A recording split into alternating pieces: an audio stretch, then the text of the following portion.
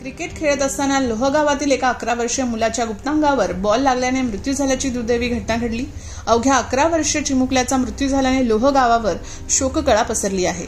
शौर्य उर्फ शंभू कालिदास खांदवे वय 11 असे मृत्यू झालेल्या मुलाचे नाव आहे। या प्रकरणी विमानतळ पोलीस ठाण्यात आकस्मिक मृत्यूची नोंद करण्यात आली आहे। मिळालेल्या माहितीनुसार शंभू हा 6वी मध्ये शिक्षण घेत होता।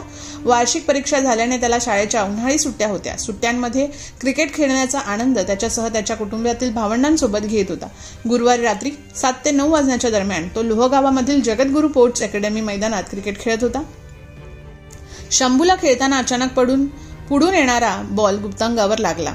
त्यावेळी अचानक तो मैदानात कोसळला। त्यानंतर तो पुन्हा उठून उभा राहिला, मात्र बॉलच्या वेगामुळे त्याला असह्य वेदना झाल्याने तो काही क्षणात पुन्हा खाली कोसळला। शंभू कोसळल्याने त्याच्या सोबत खेळत असणारी भावंडे गोंधळून गेली। शंभूची अवस्था बघून त्यांनी आरडाओरडा केल्याने जवळच्या नागरिकांनी घटनास्थळी धाव घेतली। त्यानंतर नागरिकांनी शंभूला खासगी दवाखान्यात नेले।